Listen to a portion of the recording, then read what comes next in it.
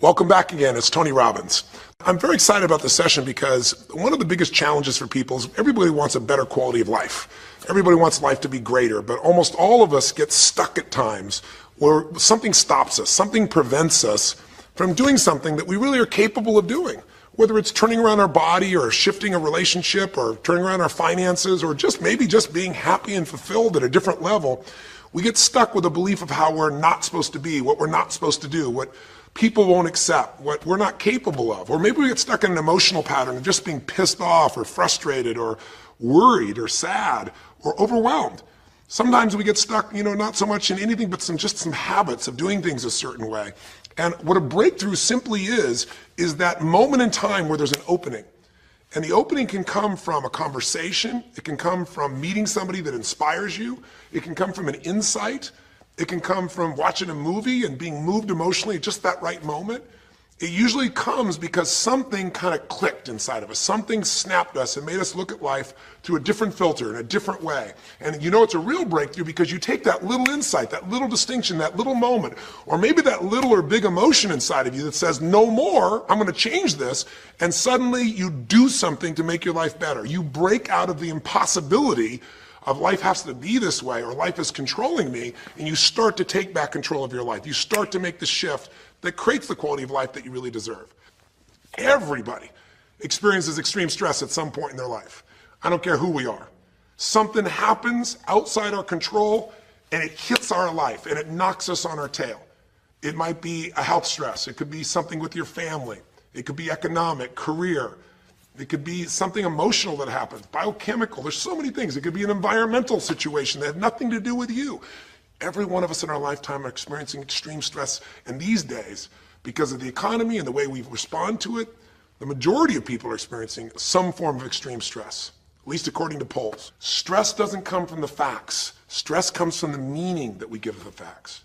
Yes, those things have happened, but the real question is, if we fight what's happened, we got a problem. We got to decide, what are we going to do with what's happened in our life? How are we going to take this? How are we going to mold this? How are we going to turn our life around? Because when you come up with a new meaning, you get a new life. So what are we going to do in this session? Well, in this session, we're going to take a look at something from a different perspective. We're going to ask you this question. What is the single force that controls the quality of your life? If there was one gift our Creator has given us, or the universe, whatever you believe, what is it? What is the one power that you have right now in this moment that can change everything? You have it, I have it, we all have it. It's this one singular individual power that can change anything in our life, regardless of what's happened to us. And I know you know the answer. The answer is the power of choice. The one thing we have in this world is we can't control the events, but we can choose what to focus on, we can choose what things mean, and we can choose what to do. Those three choices, those three decisions really control our life. It's not so much the conditions of our life that control our destiny as much as the decisions of our life. Try for a second to think about something. Think about your life and just think about, are there a few decisions? If I were to ask you 2 decisions you've made in your life, that if you would have made a different decision, you would have had a totally different life. I mean, it may be, a life may have been better or may have been worse, I don't know, but you would have a different life. I'm not asking you to buy into the fact that you should have known the answers. I just want you to see the power of a decision. How is your life better today because of a decision you made years ago, not just negative ones? Think about it. Sometimes a little decision changes your whole life. Like you decide one day to go to a certain school, and you go to that school or to go eat someplace, and you bump into the person that becomes the love of your life. Or you meet someone, and you decide as a result of that you're going to become a photographer or a software engineer or a business person or a doctor, a dentist, whatever. They impacted you, but you made the decision, that's what I really want. That's what my life's going to be about. And that decision has affected so much of your life, what you do, how you live your life, how you spend your time, what you earn or don't earn, who you attract into your life, beliefs you have, all come from some of these little decisions. What you decide to eat from your dinner plate each night certainly determines your physical destiny, right? We all know that, at least to a certain extent. I know there's a certain amount that's genetics, but I'm talking about the stuff you and I can control. So decisions equal destiny. It's not our conditions, it's our decisions. So if we want a new life, if we want a new experience, we've got to make new choices. If you don't like the way your career is or your business is, change it. If you don't like your body, change it. You don't like your relationship, change you first, because if you change it, you'll bring you to the next one. Maybe it's time to change it too, but change yourself first. If you want to change anything in your life, you have the choice. So there is no right or wrong. I just want to make you aware in this breakthrough session that everything in our life changes the moment we make a decision. And I mean a real decision. A decision is when you cut off any other possibility and you commit to something with everything you've got and you take action. But the big decisions start with little decisions like, what am I going to focus on? Because whatever you focus on, you're going to feel. If you focus on all the things that have been done to you in your life, of course you're going to feel like hell. If you focus on all the amazing coincidences that have happened, things that maybe they were guided, maybe not, but things happen, and because of that, you met this person that's your best friend, your husband, your wife, or because of that, you have this ability, or because you were there that day, God, you missed an accident. I don't know what it is, but whatever you focus on, you're going to feel. If you focus on people don't care, and you'll look for reasons why they don't care, and evidence they don't care, you'll find it everywhere. If you look for evidence that people are really good people inside, that at some level we all care about each other, you'll find it. Seek and you shall find. The secret is, have you become conscious about your decision making? Because this breakthrough session is, really, you want to change your life, make new choices. New life comes from new choices, but you got to make conscious choices. The people in this particular television special, Melissa and her husband, they really found themselves in a place where they were both making decisions, Melissa and Rick, that were unconscious. When you make decisions about what to focus on and what things mean and what to do, and you're unconscious, you get pretty terrible results usually. Now, we've all done this. I do it still. We all do. But if you want to change your results, you got to become more conscious in your decision making. So think about it. What you focus on, you will feel. Whether it's true or not. You focus on how people don't care, you're going to feel they don't care. Second decision you make is, what do things mean? So you focus on something someone does and you come up with a meaning, and the meaning is, no one loves me. The meaning is they're trying to take advantage of me. Depending on what meaning you come up with, and you get to choose the meaning of anything. For some people, they say, this situation happened with the economy, and what that means is, I'm going broke. Somebody else said, the situation happened with the economy, guess what? That means I'm going to work harder, I'm going to be more creative, it changed everything. Everybody else is going to quit, so we're going to dominate the marketplace. For people to do it. Is this the end right now, or is it the beginning? See, whether it's the end or beginning is your choice. You get to decide, because once you make up a meaning, it's true. If you think that this is the end of a relationship, are you going to treat people the same way as if you think it's the beginning of a relationship? No way. In fact, I tell people, if you want to have a great relationship, think about this. Treat people like you did in the beginning of the relationship, and there won't be an end. In the beginning of the relationship, when somebody says to you, would you take out the trash? What do you say? Of course, take out the trash. You're happy to do anything, right? But after about 6 months or 6 years, you go take them out the trash. You go, what do you mean? What, I look like your janitor? Take out your own trash. The meaning we give things is very different, and so we feel different, and our life is different. In the beginning, you'll do anything for someone. Now you make up a new meaning. Why should I have to do that for them? Little choices, like what to believe about yourself, what to believe about other people, whether this is the end or the beginning, start to affect your whole life. And the third decision we make, we decide what to focus on, most of us unconsciously. We decide what things mean, and the third thing we decide is, what are we going to do? We decide to quit because it's overwhelming. We decide to get strong and focus. We decide we're going to turn it around. We decide to wait and see. Ultimately, your destiny is determined by what you do. So, for example, what do you do if somebody comes to you one day and says, you have a tumor? Again, I've had that experience. I use that as a reference point because I've had a lot of intense experiences in my life, but that was one of the more intense ones for sure. Had many, but that was very intense. You know, first, what do you focus on? Do you focus on it's over? Do you focus on why me? Do you give it a meaning that says, I'm going to die? What do? Do you just go through traditional therapeutic approach? Do you put yourself in the hands of someone else? Do you evaluate this? Do you get a second or third opinion? Your destiny is determined by your decisions. Now, if you're a guy like Lance Armstrong, you focus immediately on, I got to find a solution. The meaning you come up with is, this is the ultimate battle. And what you decide to do is you're going to exhaust every possibility. Now, that doesn't guarantee you're going to succeed, but it's interesting. When you have that kind of a mindset, it shifts you. And Lance Armstrong, I mean, he was told things like, look, You got tumors here in your brain, you got them in your lungs, right? You got obviously in testicles, and you ride a bike for a living. That's pretty tough. But he made it through all of those pieces. Now, am I saying because he made the right choices? I can't tell you that. There's certainly some grace in everything. I think in life, there's three things. There's our ability to choose what we're focused on, or to commit, to get a result, to put all our intention and focus into something. There's our ability to do the right things, to have the right strategy, to execute. And then there's some grace. There's what some people call luck, some people call grace. There's if you do the right things over and over again and with total focus, sometimes, you get good fortune that comes your way. And you tend to have more good fortune when you're totally focused and decisive and you take lots of action than if you kind of just sit around and accept things like you don't have a future. But the point of the matter is this guy turned it around. And what was he like after he got through this problem? After he had his breakthrough, after he faced cancer, racing against some other guy seemed like nothing by comparison. You're not much of a competitor. I faced death. And he goes on to win Tour de France after Tour de France after Tour de France, breaking every record anyone could ever imagine. What do you do decades ago, half a century ago almost now, and someone says to you, go to the back of the bus, and you're African American? One woman just decided, you know what, you can't take my dignity from me.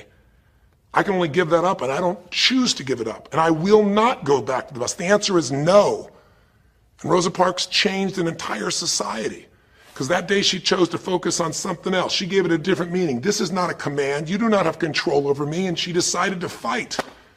And she changed the direction of a country and of many other countries. She started something. We forget that you don't have to be famous to have the ability to change at least your own personal history, to change the direction we go in our life. We have the power to choose, even if you haven't before. You can finally say, no more, I won't put up with that, within myself or from anybody else. And here's what I'm going to do differently. That's where the breakthroughs really start to happen. Now the question is, why do some people stand their ground and make something change versus other people just kind of accept things? Why do some people make bold decisions and other people make decisions that are based on trying to hang on to what they've got? Well, that's a more complex question to answer than we might have in a few minutes in this one session, but it is one that I've spent my life studying, because when you can change your decisions, you can change your life. When you can change the force that controls your decisions, you can change anything in your life. At some level, we have certain beliefs and values. But if I was going to make it simple, I'd say there's two things that determine your choices. The first thing is the state of mind and emotion you're in at that moment. Think about it. Have you ever snapped at somebody and had nothing to do with them? It was just the state you're in, right? You were frustrated, you were pissed off about something, and in that state of mind, whatever they said got interpreted through that state, and you made up a meaning like they were an irritant or they were interrupting you. They weren't. You probably felt bad afterwards. When we get in the wrong state, we make the wrong decisions. When you get in a strong, empowering state, you'll make a better decision. Learning how to direct your state is a big part of what my work is with people, and it's a big part of what I do in my seminars. But the other thing that affects your decisions would be what I would call your story or your blueprint. We all have kind of a story about how our life is supposed to be. It comes from a set of life experiences, interpretations. Some people think life is all about getting theirs. Some people think life is about growing and contributing. Some people think life is about making judgments. Some people think life is about saving other people's lives.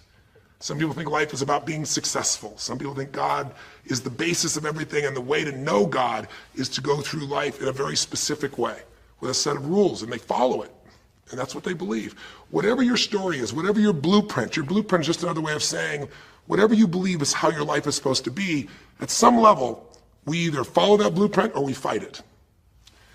If we follow it or we fight it, we're going to find that we're going to bump into things in life where life isn't always the same as we expect it to be or think it should be. And that's where we start to experience stress. So in this session of Breakthrough, when you watched this story and you saw Melissa, you saw the conflict between what she desired most and what she feared most. I really believe life is the dance between what you desire most and fear most. That's where you find where we live our life. The dance between what you want most and what you fear most. That's where all that energy is in life. So what does she want? She wants to be famous. She wants to be able to sing and have everyone hear her voice and be able to touch everyone. She wants to contribute. She wants to share her gift.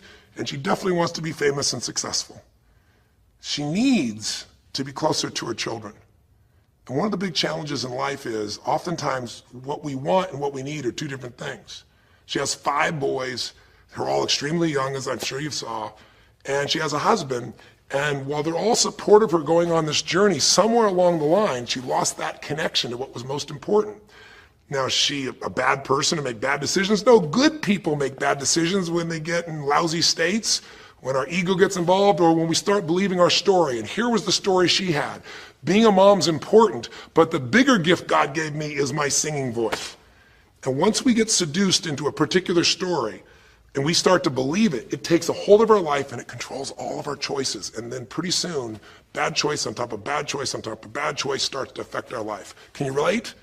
How many times you've made some choices that you wish like hell you would have made a different decision back then, or that no one ever knows the stupid decisions you made? I know I can relate to that.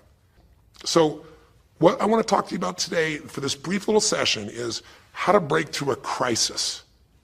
Crises happen, whatever type of crises you go through in your life, and I know you've had many, when we make some choices unconsciously and we get consequences. And we make them unconsciously because we're trying to get what we want. We don't really know what we value most. We don't know what we need. And we find ourselves waking up one day and going, why is my life this way? It's kind of like life is always calling to us to constantly grow and improve. You know, if you're going to look at what's going to make life work, it's really simple. What makes people happy is progress. We're happy when we're progressing. If you're overweight, but you leave today and you say, you know what, this breakthrough thing, what I got out of today for me more than anything else is, I've been stuck waiting for some magical diet, some magical exercise plan, some magical time in the future when we have more time. There is no more time. I don't need to wait for that. I'm just going to make a decision today to get started. I don't need to go out there and go interview 20 trainers and get online. I don't need somebody to give me a perfect plan. I need just to pick up my shoes and start walking. I need to just get somebody behind me who just goes, run! I don't need to wait for perfection. I'm going to do something right now. I choose to get fit. I choose to walk. I choose to run. I choose to go join a club. I'm doing it now. A breakthrough happens the moment you make a new choice. And you don't have to wait. You can just get yourself in a new state. Maybe this tape will get you doing. Or you just have to have a new thought that says, you know what? I made choices in the past. I'm overweight because I chose to eat this and this. I'm not going to eat it anymore. I'm changing now. You can change your whole life real fast with just a few choices. But if you don't make the right choices, eventually you're going to face a crisis. Crisis is when you made so many poor choices that sooner or later life shows up, and instead of asking gently for you to change and improve, to grow, to make progress, to be happy, life, when it's a crisis, now demands change. It isn't asking anymore. We borrowed money as a society and we overspent and we talked about changing and we knew we had to change, and now a crisis happens and guess what? Nobody has a choice. The game has changed. And what crisis does is it melts us down. It melts us down so that we can recast our life. We can remold ourselves. And usually on the other side, our life is greater because as we go through that crisis, we have to grow. Everybody wants change. Nobody wants to do it. Everybody, I should say, wants progress, but nobody wants to change. Everybody wants their life better, but nobody wants to do the push-ups, the running, have the economic or emotional discipline to make it happen. But if you're watching this right now and you're still with me, some part of you wants more. And I'm saying to you, choose it. And the way you're going to choose it is really simple. If you're in that crisis, what keeps you in the crisis is probably because you're being reinforced. Most people, they overeat, or they smoke, or they drink, or they yell at people. They keep doing it because they're rewarded. Whatever gets rewarded gets reinforced. Whatever habit or behavior is reinforced becomes a habit, and then pretty soon, do it long enough, it becomes part of your personality, and pretty soon you think it's who you are, and you just keep living that way. I mean, it's easy to see this in other people, right? It's easy to see how messed up they are and how easy they could if they just make some new choices. All you got to do is turn on the television, some news program, some entertainment program, and you'll hear detailed descriptions about some person who is very powerful celebrity who is doing some stupid thing. Why do we see all this stuff on television? Why do we hear about every person you can imagine, from Lindsay Lohan to Britney Spears to all the way back to the old days it was Elvis or Michael Jackson or whoever it is that's in the news today in this stage of life in your country as you're watching this? It's because we want to see other people who make bad decisions so we can feel better about our own. But the reason those people don't change, Lindsay Lohan, she's got another DUI. She's putting herself at risk. She's putting other people at risk. She could kill someone. If she goes to jail, it's supposed to be 90 days. But here's the consequence. It goes to 2 weeks. And before she even gets out of the jail, she makes a deal for an interview and gets paid $1 million when she gets out for the interview. What do you think the chances of her changing when her bad behavior gets her $1 million, and I don't know if she even makes that for that much time of acting at this stage? What do you think the chances are when people around her say it's not your fault, it's not fair, they treat you unfairly? As long as we have the decision that we're not responsible, it's not our fault, we can't change anything. We have no power.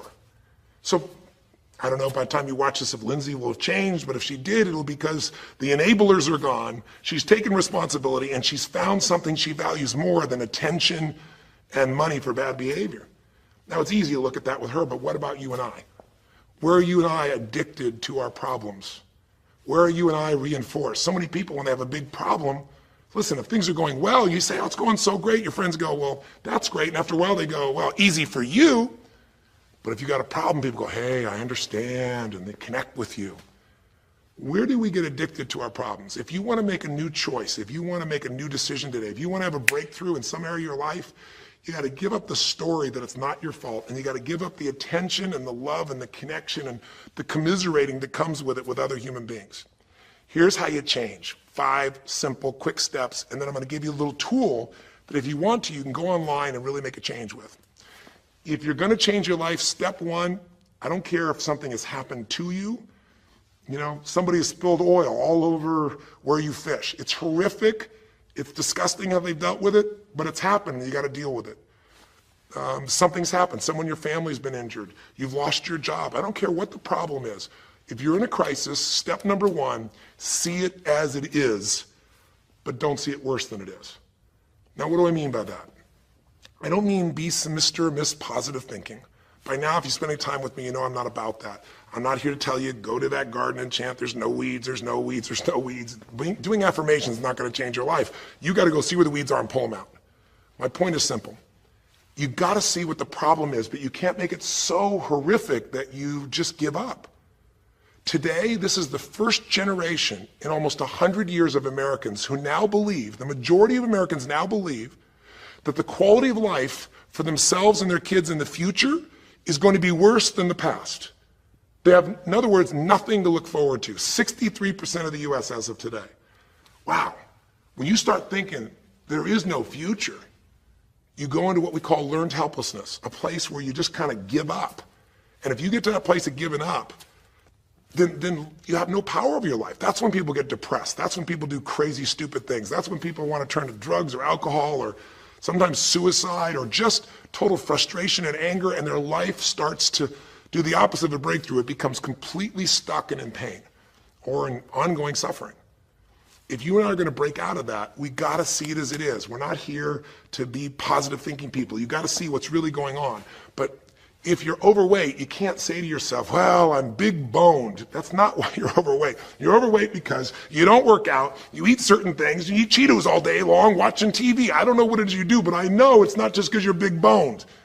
You don't want to make it so it's outside your control or you can't change it.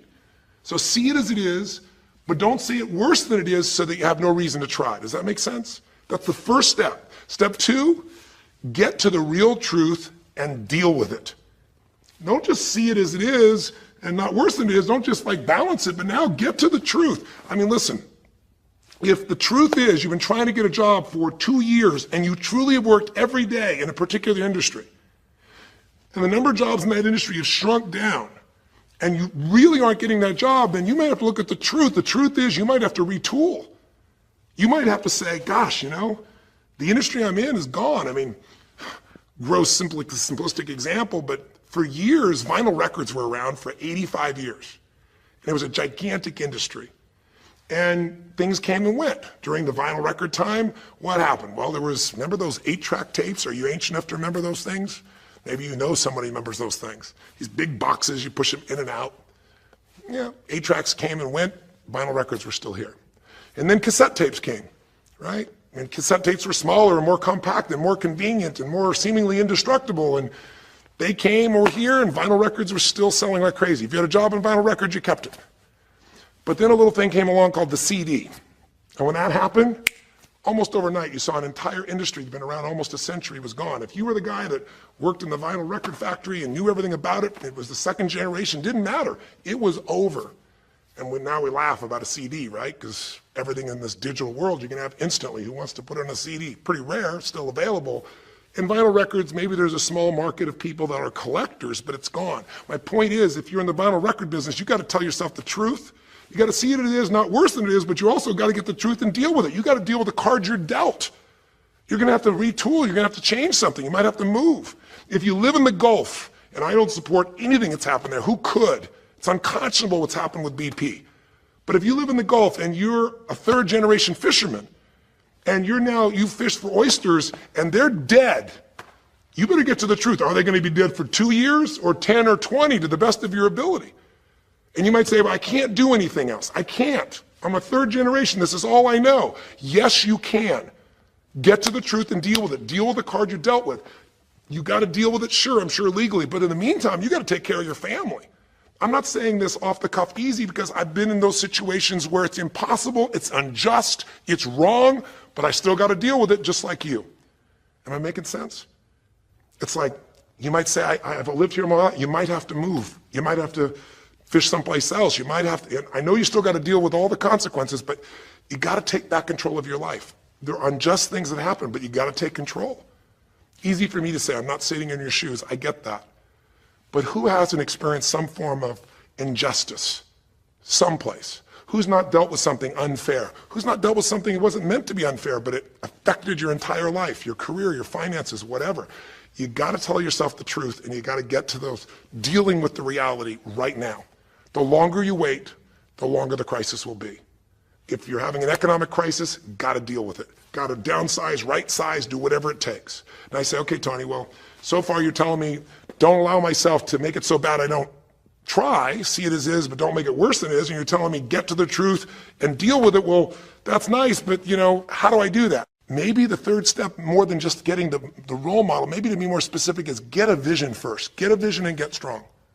That's what I think your third step should be. You first tell yourself the truth. Yes, see it as it is, not worse than it is. Tell yourself the truth and deal with it. But the way to deal with it is say, what am I going to go for? There's got to be a compelling future. I've got to come up with a vision for my life or a vision for my relationship. I've had terrible relationships, nothing's worked. Tell yourself the truth.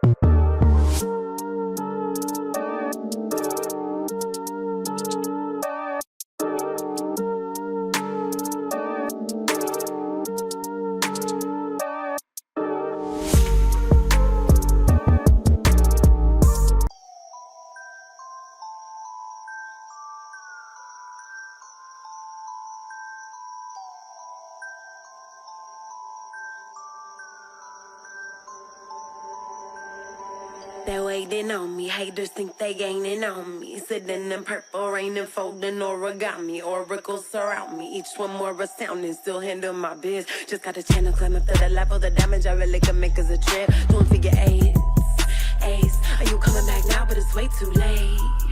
Just tryna be grateful, just tryna be great. Yeah, and one thing it taught me is this is the moment to get it. So have faith and don't hesitate. Where my bad girls at? Bad girls at? From the front to the back, front to the front to the front to the front to the front. But it work right now, work right now. Put it work, let me see, put it work. Put it work, let me see, put it work. Work, work, work. Put it work.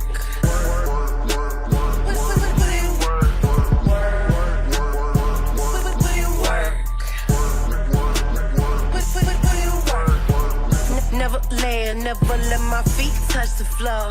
I just flow in my zone, you can't touch us though. Keep it moving, UFO, I just got to go. I can't touch the floor.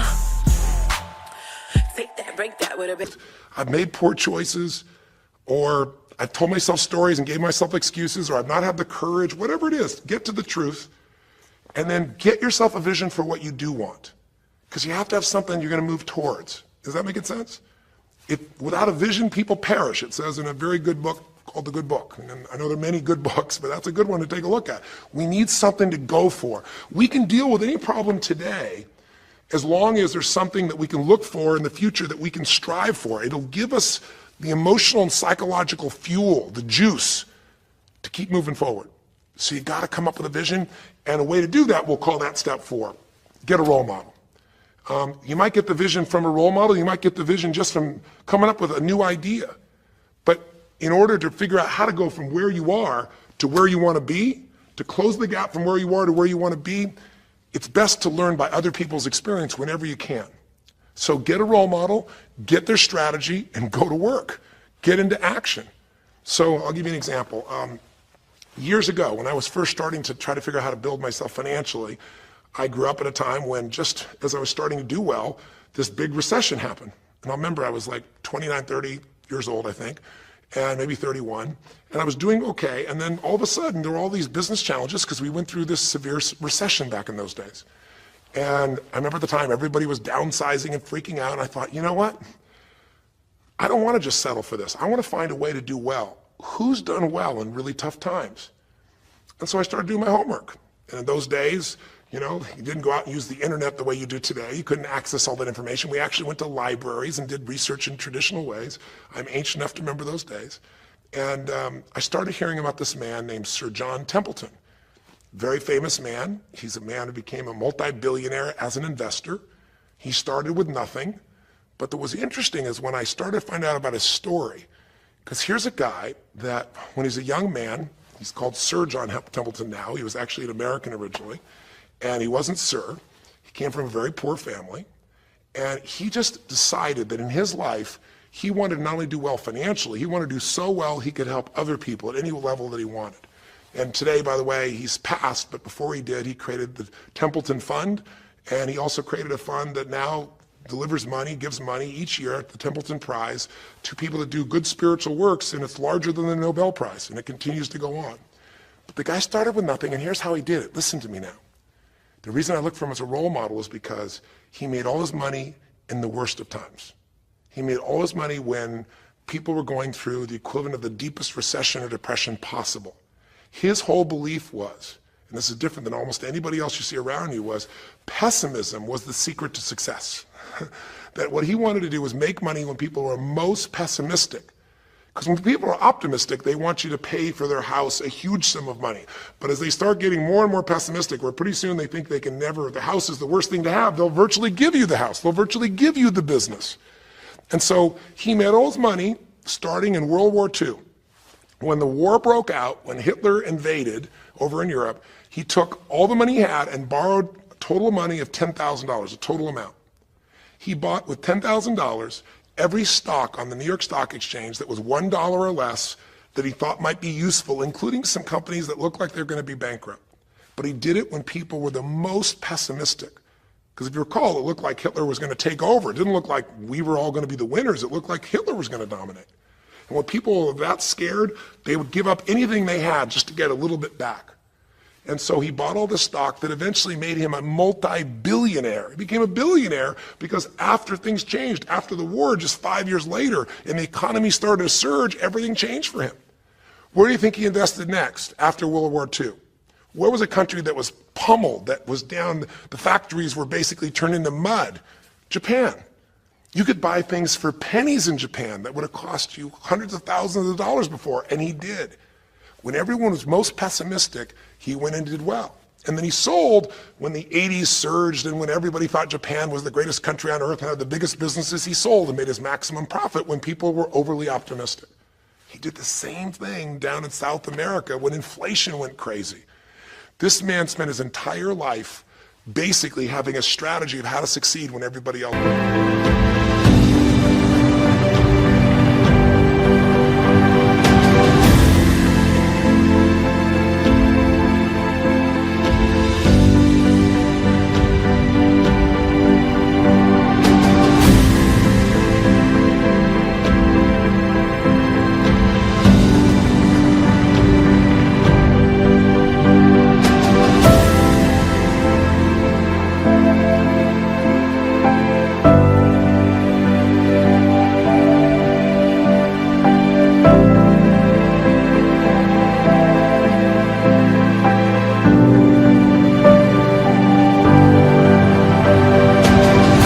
Was scared.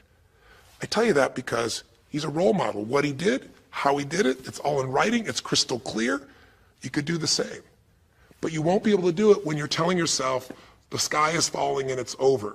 When you see it worse than it is, you'll just give up. You won't do it if you don't tell yourself the truth is, you know what, this system isn't working. I got to do something. I got to change my finances. I got to change my job. I got to reach. If you don't tell yourself the truth and deal with the truth, the real truth, nothing's going to happen. You won't ever even think about a guy like John Templeton if you don't have a vision that says, I don't care how the environment is, I'm going to find a way to do well. And you won't do well unless you get a strategy based on a role model who's really done it. My whole thing is this: if anybody has something you want, they aren't lucky. They did something. If you model them, if you take similar steps, you can produce a similar result. Make sense? And then finally, the fifth step, look, if you're in a situation where you see it as is, but not worse than it is, if you've told yourself the truth and you dealt the cards you're dealt with and just decided you're going to change it and you're willing to do what's necessary, if you put yourself in a place where you got a new vision and you gotten yourself strong, if you got a role model and you got some strategy and you got yourself into action, step 5 is give much more than you expect to receive. Simple as that sounds, if you find a way to meet people's needs in business, in an intimate relationship, meeting your kids' needs, anybody's needs, the whole game changes.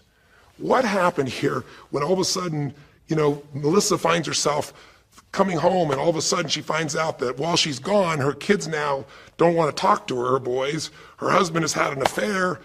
Well, none of that could change if she would have just said, you know what, my whole life is over, I'm done. And oh, by the way, I've just lost my career too because while I'm busy trying to deal with my family, I didn't finish the record, so I lose my record deal. And oh, by the way, we don't have any financial stability, now we're losing our house. If that family would have just said it's over, if Melissa or Rick either just said it's over, it would have been over. But they told themselves the truth. We got severe problems here, but they didn't make it worse than it was. They didn't say we can't turn it around. And then they got to the truth of the infidelity, the truth of her addiction to going after fame instead of being a mom, the truth that neither one of them had been really competent at parents and had not given the energy to the kids that they deserved. The truth will set you free, but first it'll piss you off. It doesn't feel good, but not feeling good is sometimes where you get your drive to change things. They started looking around and said, we don't have the skill to even manage our house, much less our finances. We got to do something different. We got to focus on our kids. We got to focus on turning things around. We got to turn our relationship around. But that wouldn't have worked unless they got a vision of starting to see, it could happen. And that's what I helped them with. I helped them get to the truth. I helped them to stop over-exaggerating. I got them to a place where they got to see that this relationship could be back alive and passionate and that these kids deserve both their parents and that she really could be a great mom and that maybe in the end she could even still have her singing career and enjoy it too, that she didn't have to give it all up. And I'm really proud of her. She did it because she found a role model. She got a vision, but she got a full role model. And the man that she works with today is a man that's sold, I think now 5 million or 10 million records.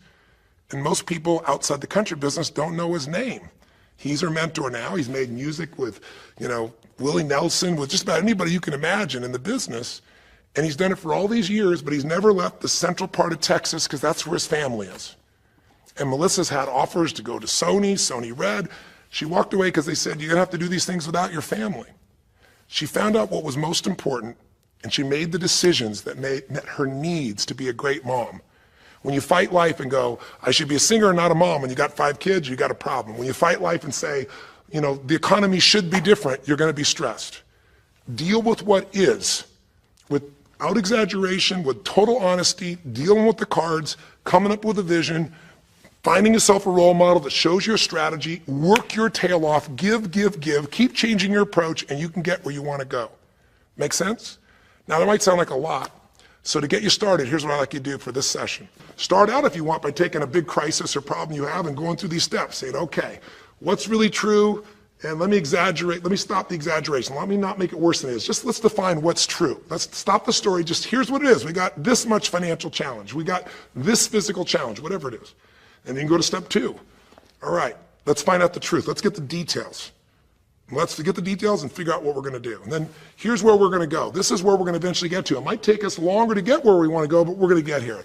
Who's done it that we can model, that we can follow the steps in, who can coach us? And let's just work our tail off and change every day. But to give you a quick jump, sometimes when you're in the middle of crisis or crises, multiple crises, lots of things going on simultaneously, it feels a bit overwhelming.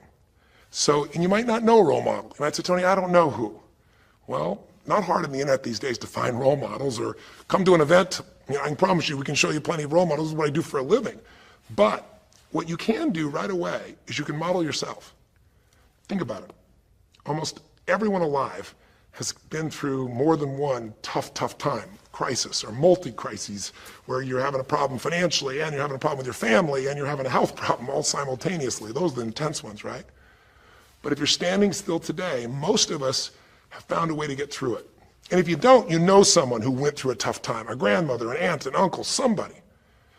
The greatest way to make that change happen, when you break out of break through, you break out of a problem, you break out of a crisis, is model yourself. So we have 5 questions when you click on this link. And you can do it by video, so you can see yourself, and you can share it with other people, or you can type in the answer. I'll tell you in advance what they are, and then when I'm done here, I want you to do it right away if you would. The first question is, what's been one of the toughest times in your life? What's been one of the toughest times in your life that you did get through? Maybe it was a financial situation. Maybe it was a career situation. Again, maybe it was an intimate relationship where you were crushed. You thought you could never make it through all the pain you went through there. Maybe it was a physical challenge, a health challenge. Maybe it was a lack of confidence or ability. I don't know what it was, but what was a just incredibly tough time that you did make it through? And you're just going to jot it down. Or you can do it in the video and just tell us, because you're not only going to get this answer, but we're going to create a community of people who will be role models, people that have been through hell and back, saying, here's where I was, here's what I got through, here's what shifted my life, here's what you can do. And we're creating this community as our gift to you, so that this isn't just a discussion that's one way. I want to do is start a conversation with you where we can help each other. So that first question is, what's a crisis? What's a challenge? What's a tough situation you eventually made through, but it really was difficult for you? Second question, you go back and you think about that situation. What pulled you through? What pulled you through that situation? What did you learn? What distinction? Or did you get a strategy? Or was it a belief? Or did you meet someone who helped you? Or was it just somehow you clicked into your faith and you kicked yourself into gear? What pulled you through those tough times? Was it a person? Was it a place? Was it an idea? Was it a distinction? Was it a belief? What was it? Share it with us. Type it down or tell us from your heart what it really was. Third question is just real quick. It's just for contrast. And the third question is, what was your life like before the crisis? Like right before all hell broke loose? Usually you'll say, oh, my life was so great. But when you go back and look at it, was it so great? Was it wonderful? Just out of curiosity, right before all hell broke loose, third question is, what was your life like right before it? And then the fourth question, what'd you do? What did you do to go from where you were to where you are today? What did you do to get over that situation? What did you do to get through that situation? What did you do to turn it around? What action did you take? Who did you go learn from? What skill did you go get? What did you physically do? Kind of give us the description of what you did, because we all want to know, because you can provide us a pathway. You may have been through a crisis that someone else is going through right now, and they could learn from you. They could learn the shortcut. And finally, the fifth question, maybe the most important one besides what pulled you through, and the fifth one is, how is your life actually better today because you went through this crisis? Whatever the crisis was. How are you stronger, or are you more compassionate because you felt that suffering? You don't want anybody else to feel it. Or are you more hopeful because you know you made it through that so you can make it through other things? Or are you in a situation where you've got a skill today that you didn't have and wouldn't have had if it wasn't for that situation that made you have to grow?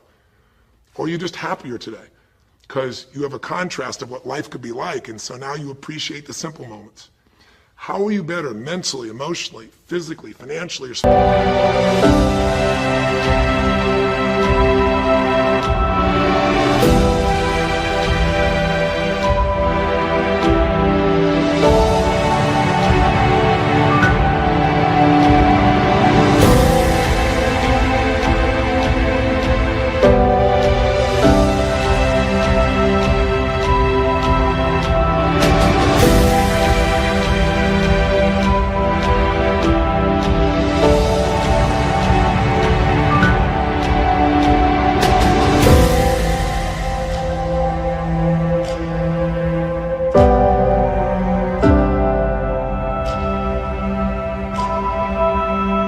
today because you went through the crisis? Even though you wouldn't want to go through it again, you don't want anybody else to go through it, how did it actually serve you in the end?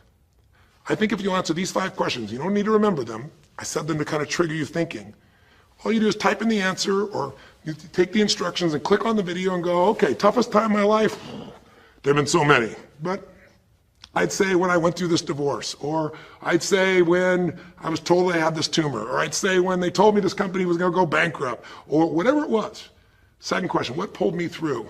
God, I don't know, I guess a combination of things. One was this belief that somehow everything in life happens for a reason and a purpose. And even though I hate this, something must be calling me to grow. Or I'll tell you what it was. It was a friend that sat me down and said, man, you're going through hell. But when you're in the middle of hell, when you're pushing through hell, just keep pushing. Just keep going through it, man. I've been there. And he gave me this plan, or he gave me this strategy, or he told me, you know, this problem won't last forever. Trust me, I know it feels like it's the end of the world, but 10 years from now, you and I will be sitting here, and you'll be here with your children, and you'll be here with your wife, and we'll be talking about those tough days, and we'll actually smile and laugh about them and be so proud we made it through it together. Or you might say, what got me through it was prayer, or my faith in God, or what got me through it was just massive action. You know, what pulled you through? Just tell us. We all want to hear, we all need to know. And there's lots of ways to get through hell, isn't there? There's lots of ways to get through a crisis. There's so many ways. That's what I want people to get. So when you're done with this on the website, you will give in something, because the community is not just a place you go get stuff, right? It's a place you give. And the more, you know, authentic you can be and honest from your heart, the more other people will see and be touched.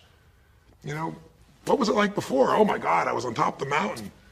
You know, what did you do? Here's what I did. You know, I told myself the truth. I went and got this new education. I went and started talking to people each day.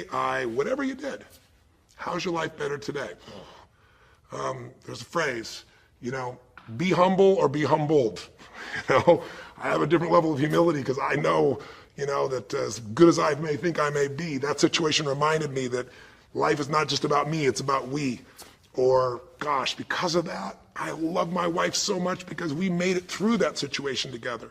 Or because of that, man, I'm so much stronger financially. I'm on top of things. I don't let anybody spend. Whatever it is, tell us how your life's better. Okay? I don't know how long the session was. Again, there's no script here, baby. I just want to work with you heart to heart to say one thing. If you want to break through, you have to make new decisions. New choices create a new life. The only thing stopping you is some limiting belief, some belief about how life should be different or you should be different. Deal with life the way it is. Tell yourself the absolute truth. Don't make it worse than it is. Tell yourself the truth. Deal with it. Get a vision. Get strong.